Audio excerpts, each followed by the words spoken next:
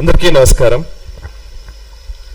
Telangana journalist union నిర్వహిస్తున్న ఈ round table సమావేశానికి వచ్చినటువంటి అతిథులందరికీ, ఆయా సంఘాలని రిప్రజెంట్ చేస్తున్నటువంటి ప్రముఖులందరికీ కూడా పేరు పేరున ధన్యవాదాలు, అభినందనలు. ఇదే ప్రెస్ క్లబ్లో కొన్ని రోజుల క్రితం ఒక రౌండ్ టేబుల్ సమావేశం నిర్వహించారు. అది చూసిన వెంటనే నాకు నిజంగా ఒక్కసారిగా మళ్ళీ 12 ఏళ్ల క్రితం లేదా 10 ఏళ్ళు 8 ఏళ్ల క్రితం పరిస్థితులన్నీ ఒక్కసారిగా గుర్తొచ్చి నేను ఒక వీడియో కూడా చేశాను. యాక్చువల్లీ అందులో ఏంటంటే, ఈ ఆంధ్ర బూట్ల కింద తెలంగాణ ఇంకెంతకాలం నలిగిపోవాలి అనే కాంటెక్స్ట్ లో ఒక టైటిల్ పెట్టారు. 12 సంవత్సరాల తర్వాత మనం మాట్లాడుతుంటే దానికి నిజంగా ఆ రౌండ్ టేబుల్ సమావేశంలో నేపథ్యం ఏంటి, అసలు సడన్ గా తెలంగాణకు ఆంధ్రకు గొడవ ఏంటి, తెలంగాణ వర్సెస్ ఆంధ్ర అనే కోణం ఎందుకు వచ్చింది, ఇది నాకు అసలు వచ్చిన ఫస్ట్ ప్రశ్న. దానికి ఏంటంటే నేపథ్యం ఏంటి అని అంటే కనుక, ఒక ప్రొఫెసర్ నాగేశ్వర్ గారు చేసిన వ్యాఖ్యలు, ఆ వ్యాఖ్యలకు జనసేన పార్టీ లేదా తెలుగుదేశం పార్టీ నుంచి వచ్చినటువంటి రియాక్షన్స్ అనంతర కాలంలో ఏదో ఒక తెలంగాణ వర్సెస్ ఆంధ్ర అన్న కోణంలోకి మారిపోయింది. నిజానికి ఆ వ్యాఖ్యలు చేసినట్టు నాగేశ్వర్ గారే వ్యాఖ్యలు వెనక్కి తీసుకుంటానని ప్రకటించారు. వ్యాఖ్యలు వెనక్కి తీసుకుంటానని ప్రకటించిన తరువాత ఒక రౌండ్ టేబుల్ పెట్టి తెలంగాణ వాళ్ళ మీద దౌర్జన్యం ఏంటి అనే, అసలు తెలంగాణకి ఆంధ్రకి గొడవ ఏంటి, ప్రొఫెసర్ నాగేశ్వర్ గారు ఎందుకు వచ్చారు దీంట్లోకి, ఇక్కడ నాకు అసలు కొంచెం కన్ఫ్యూజ్ అయింది. ఎందుకు అంటే, గతంలో నేను హెచ్ఎం టీవీలో పనిచేశాను. తెలంగాణ ఉద్యమం పీక్స్ లో ఉన్న టైంలో తెలంగాణ వాదిగా లేదా వాదాన్ని వినిపించే వ్యక్తిగా, ఇంకా చెప్పాలంటే అసలు మీడియాలోకి వచ్చే కొత్తల్లోనే అనేక వివక్షలకు గురైనాం మేము. తెలంగాణ ప్రజలు వివక్షలకు గురైన మాట వాస్తవం. దీన్ని ఫస్ట్ మనం అంగీకరించి మిగతా డిస్కషన్ మనం చేద్దాం. ఎందుకు అనంటే, అసలు తెలంగాణ నుంచి వచ్చిన వ్యక్తికి వీడికి తెలుగు భాషనే రాదు, వీడు అసలు ఏం న్యూస్ చదువుతాడు అన్న రోజులు నాకు తెలుసు. నా ముఖం మీదనే చెప్పిన రోజులు కూడా నాకు తెలుసు. ఈ సోకాల్డ్ మాటలు మాట్లాడింది ఎవరో ఆంధ్ర వాళ్ళు అని వదిలేయడానికి వీల్లేదు. వాళ్ళంతా పక్కా కమ్యూనిజం నుంచి వచ్చినటువంటి జర్నలిస్టులే ఈ మాటలు అన్నది. నేను చాలా స్పష్టంగా చెప్తున్నాను. మామూలుగా న్యూట్రల్ గా ఉండే జర్నలిస్టులే వాళ్ళే నన్ను. బట్ ఆఫ్ కోర్స్ దాన్ని ఛాలెంజ్ గా తీసుకున్నాము, అధిగమించే ప్రయత్నం చేశాము, డిక్షన్ ఇంప్రూవ్ చేసుకున్నాము, ఒక దశకు వచ్చాం. నేను 2013లో సిడబ్ల్యూసి ప్రకటన వచ్చింది జూలై 31 రోజున, నాకు గుర్తుంది. జూలై 31 రోజు సిడబ్ల్యూసి తెలంగాణకు అనుకూలంగా ప్రకటన చేసిన రోజు లైవ్ లో కూర్చున్నాను నేను 10 టీవీలో. ఆ టైంలో 10 టీవీ యాజమాన్యము సిపిఎం పార్టీకి పెట్టినటువంటి ఛానల్ అది. అక్కడ కమ్యూనిస్ట్ పార్టీ సిపిఎం పార్టీ సమైక్యవాదానికి కట్టుబడి ఉంది, వాళ్ళు సమైక్యవాదమే ఉండాలని అన్నారు. అండ్ దానికి మేనేజింగ్ డైరెక్టర్ గా అప్పుడు ప్రొఫెసర్ నాగేశ్వర్ గారు పనిచేశారు. నాకు తెలిసి 2013-14 టైంలో ఏపీ ఎన్జిఓల సభ నాకు చాలా గుర్తుంది. ఏపీ ఎన్జిఓలు ఇక్కడ సభ నిర్వహించినప్పుడు ఎల్బీ స్టేడియం దగ్గర ఒక సమైక్యవాది ఒకడు ఇలా ఆ పక్కన అసెంబ్లీని వాటిని చూపించుకుంటూ ఇట్లా గొంతు కోస్తానని చెప్తున్నటువంటి విజువల్ ని పదే చూస్తూ బాధపడ్డ రోజులు తెలుసు. దాన్ని రిపోర్ట్ చేసిన రోజులు కూడా నాకు గుర్తున్నాయి. ఆ రోజులు ఉన్న ఎమోషన్స్ చాలా సీరియస్, ఒక పీక్స్ లో ఉన్న ఎమోషన్స్ లో ఉన్నప్పుడు ఇందాక ప్రసాద్ గారు అంటున్నారు, నిజంగా ఆ రోజులు ఉన్న పరిస్థితులను మేము మా అనుభవాలు మాకు గుర్తొస్తుంటే కూడా ఒక్కోసారి అనిపిస్తూ ఉంటుంది, ఒక చారిత్రక సందర్భంలో మనం ఉన్నాం కదా అని. ఆ టైంలో ఓవైపు కేసీఆర్ సభ వస్తున్నా, ఓవైపు తెలంగాణ సభలు ప్రొఫెసర్ కోదండరామ్ గారు, అప్పుడు ప్రొఫెసర్ జయశంకర్ గారు వీళ్ళు మాట్లాడుతున్నటువంటి సభల్ని తక్కువ నిడివి ఇచ్చి, ముఖ్యంగా సమైక్యవాదానికి ఎక్కువ నిడివి ఇచ్చినటువంటి ఛానల్ గా 10 టీవీకి ఆ రోజుల్లో ముద్ర ఉంది తెలంగాణ ప్రజల్లో. ఇవాళ ఏం మాట్లాడుతున్నాం మనం, తెలంగాణ వాది ఎప్పుడయ్యారైనా, నాకు ఇది అర్థం కాలే. రెండోది, తెలంగాణ వాదమే నిజంగా ఈరోజు గొడవ కాదు, వాళ్ళ దృష్టికోణం వేరు.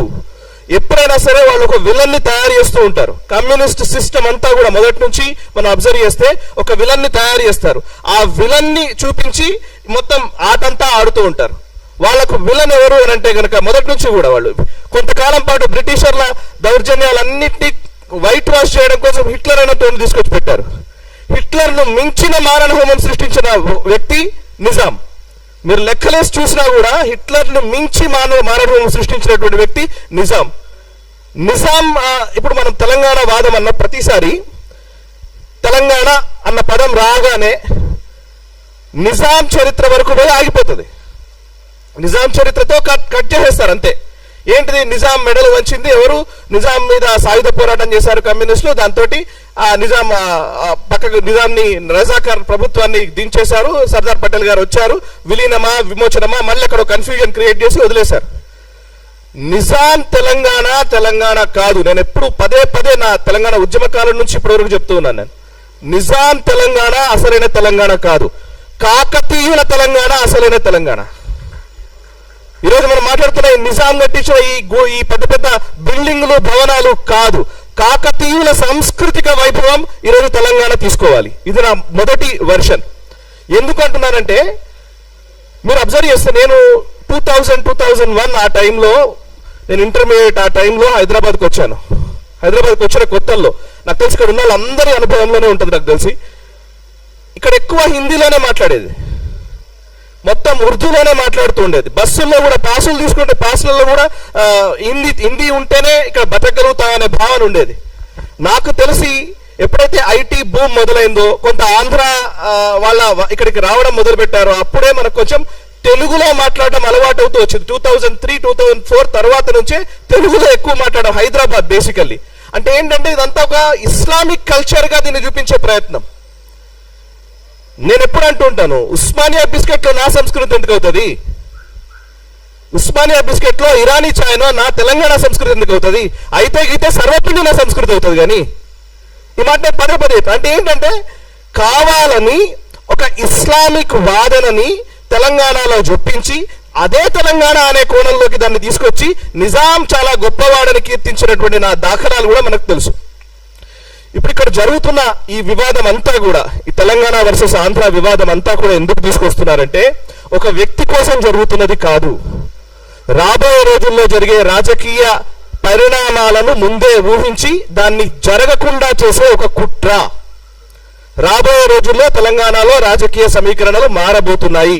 ఈ మారుతున్న రాజకీయ సమీకరణాలను దృష్టిలో ఉంచుకొని ఆ వైపు అడుగులు వేయకుండా, అంటే ఒక సాంస్కృతిక జాతీయవాదం వైపు తెలంగాణ అడుగులు వేస్తోంది.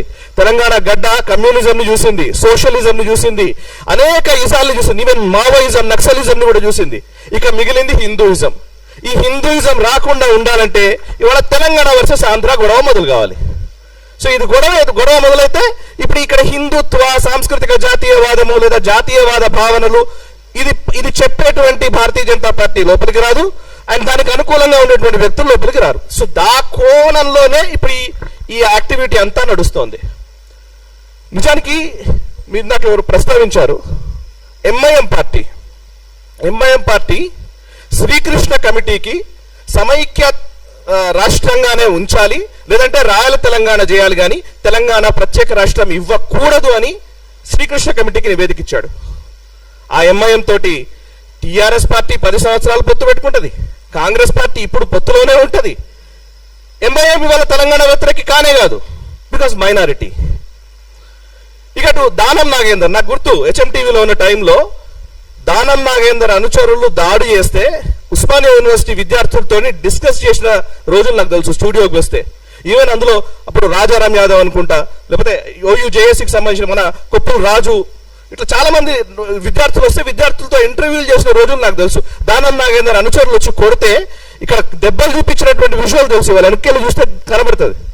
దానం నాగేందర్ 10 సంవత్సరాలు టీఆర్ఎస్ పార్టీలో ఉంటాడు, తర్వాత ఇప్పుడు కాంగ్రెస్ పార్టీలో ఉంటాడు. ఆయన తెలంగాణకు వ్యతిరేకం కాదు, రేవంత్ రెడ్డి. సో ఆయన తెలంగాణకు వ్యతిరేకం కాదు. అసలు ఏం మాట్లాడుతున్నారు వీళ్ళు?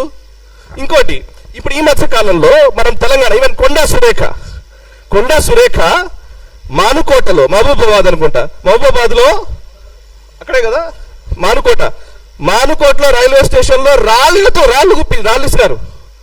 అప్పుడు ఇదే హరీష్ రావు వీళ్ళందరూ పోతుంటే రిపోర్ట్ చేసినాం లైవ్ రిపోర్టింగ్ లో.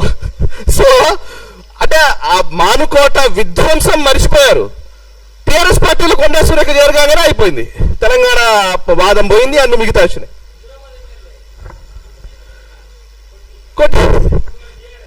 సో ఎవరికి చెప్తున్నారు తెలంగాణ వాదము? ఎవరు వినాలే? ఎందుకు ఇది నాకు అర్థం కావట్లేదు. సరే, ఇప్పుడు నేను 12 సంవత్సరాల తర్వాత ఇవాళ మళ్ళీ మనం తెలంగాణ ఉద్యమము, మళ్ళీ ఆ సమైక్యవాదకు ఇవన్నీ తీసుకురావాలని నేను అనట్లే.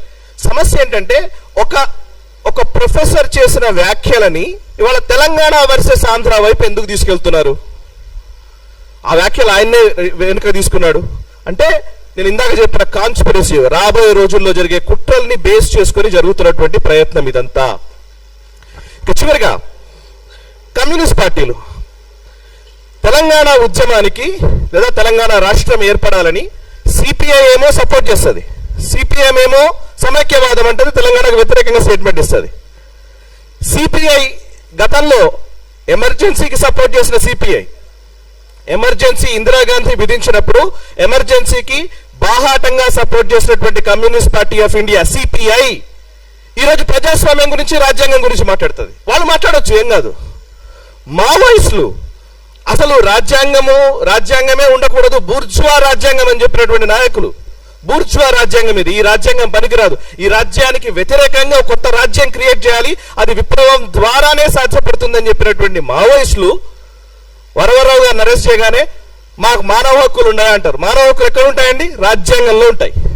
రాజ్యాంగం కల్పించిన హక్కులు కావాలి, కానీ రాజ్యాంగానికి విరుద్ధంగా పోరాడతారు. ఇంత హిపోక్రసీ, ఇది ఒక ద్వంద్వ ప్రమాణాలతో కూడినటువంటి ఈ హిపోక్రసీని పదే పదే పదే పదే తెలంగాణ ప్రజలకు రుద్దే ప్రయత్నం జరుగుతోంది. ఈ రుద్దుతున్న ఈ విషయాన్ని ప్రజలకు తెలియజేయాల్సిన బాధ్యత మనందరిపైన ఉంది. ఆ ప్రయత్నం చేసినందుకు ఫస్ట్ అభినందనలు. ఇక చివరిగా పొలిటికల్ ఈక్వేషన్స్ చూద్దాం. 2009 ఎన్నికలలో టిఆర్ఎస్, టీడీపీ, అదేవిధంగా కమ్యూనిస్టులు అందరూ కలిసి పోటీ చేస్తారు. తెలుగుదేశం పార్టీ చంద్రబాబు నాయుడుతో 2009లో పోటీ చేస్తే తప్పులేదు. 2004కు వచ్చేసరికి బీజేపీతో జతగట్టేసరికి తెలుగుదేశం పార్టీ కథం అయిపోయింది, అంటరాని పార్టీ అయిపోతుంది.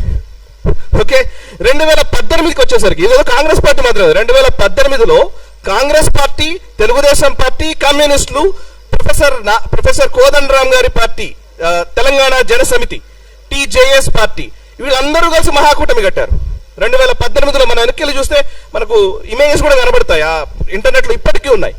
ఉత్తమ్ కుమార్ రెడ్డి గారు, మల్లు భట్టి విక్రమార్క గారు, అటు ప్రొఫెసర్ కోదండరామ్ గారు, ఈవెన్ రాహుల్ గాంధీ, చంద్రబాబు నాయుడు గారు, వీళ్ళందరూ కలిసి ఒకటే స్టేజ్ మీద ఉంటారు 2018లో. 2018లో తెలంగాణ వాదం లేదా? ఇవాళ మాత్రం తెలంగాణ వాదం వచ్చిందా?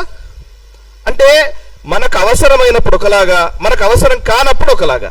సో ఈ పంథాలోకి ప్రజల్ని తీసుకెళ్ళి వాళ్ళకి ఎప్పుడు అనిపిస్తే అప్పుడు, అంటే ఆడ్ డే ఈవెంట్ డే అంటుంటారు, వాళ్ళకి అనిపించిన రోజు ఒకలాగా, వాళ్ళకి అనిపించిన రోజు ఒకలాగా. సో ఇప్పుడు మనం ఏదైనా మాట్లాడారు, మీరు తెలంగాణ ద్రోహులు, లేదంటే మీరు ఆంధ్ర ద్రోహులు. ఈవెన్ ఆంధ్రాలో కూడా ఇదే పరిస్థితుంది, ఏదైనా ఎక్కువ మాట్లాడారు మీరు ఆంధ్ర ద్రోహి. సో వాళ్ళ వైఫల్యాలని కప్పిపుచ్చుకోవడం కోసం మనకు కొత్త పదాలని క్రియేట్ చేసి దాన్ని విలన్గా, అట్లాంటి వ్యక్తులను విలన్లుగా చూపించి వాళ్ళ పబ్బం వాళ్ళు గడుపుకుంటున్నారు. మిత్రులారా, ఈ సందర్భంగా ఒకే ఒక మాట, కశ్మీర్ విషయంలో మనం చూసాం. నిన్న పవన్ కళ్యాణ్ గారు అన్న మాటని వీళ్ళందరూ ఏం చేస్తున్నారంటే తెలంగాణ వాదం ఉగ్రవాదమా అలా ఎలా అంటారని వ్యాఖ్యలు చేస్తున్నారు. నేను చాలా సింపుల్గా చెప్పాలనుకున్నా.